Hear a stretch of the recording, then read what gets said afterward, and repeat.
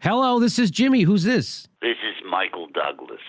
Oh, hey, Michael Douglas. Thanks for calling. What's on your mind, buddy? Well, as you may know, I am the latest in a string of male celebrities being accused of sexual misconduct in one form or another. Oh, wow. I didn't even know about this one.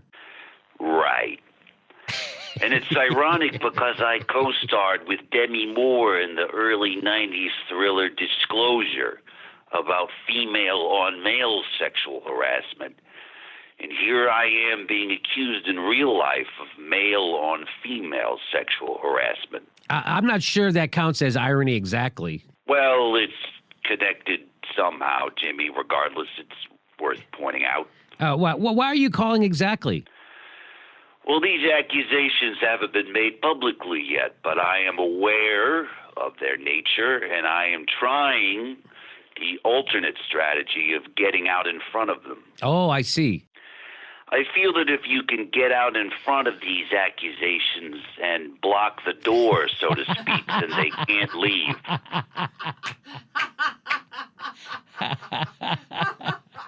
A former employee of my production company has accused me of sexual misconduct, which I unequivocally deny.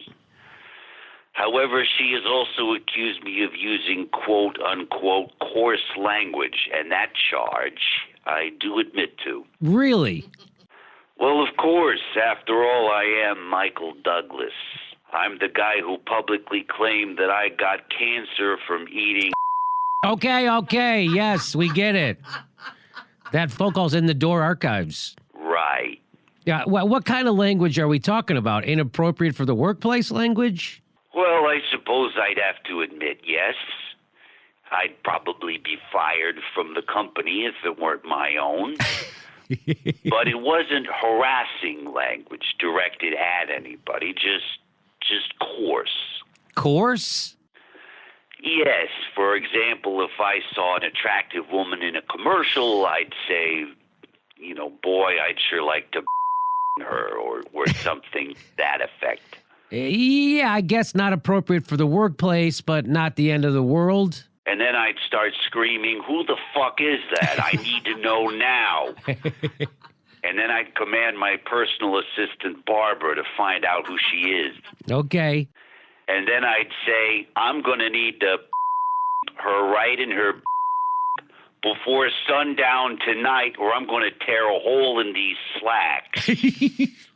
Jesus. And there would be people around while this is going on, like for a production meeting or something like that. Yeah, I see. Don't you think? And then I'd start really yelling at Barbara, really laying into her, saying, I need you to find out information about her and her measurements, details. Is she into stuff? Is she willing to if all the proper precautions are met? I want pictures of her feet. Find her, get her all scrubbed up for me. Does she have a friend who looks just like her? Sometimes women do. Stuff like that. Okay, this is not... And then I'd yell, I'm going to her so hard she won't remember where the back of her head is. Barbara, if there's time, administer the Fletcher-Dunnigan flexibility test to her beforehand. I want to make sure she can without straining a ligament. And Barbara, in case the ligament is pulled anyway, pull up the proper paperwork and have her sign it beforehand so our asses are legally covered. Wow. Yeah, and all this is being said before the Toyota-thon commercial is even over.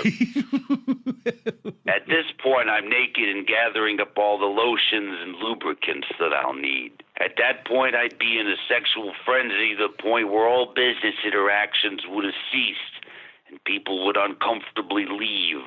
Honestly, when I'm in these states, I don't imprint short-term memories of any kind. You know how it is. How what is? Behaving this way in front of my employees? Right. No. Are you telling me you've never ended a workday because a single image sent you into an all-consuming lust storm completely negating your ability to entertain a non-sexual thought for a nanosecond? No, Michael, I try to remain professional, always. Also, I have better control over my faculties than that.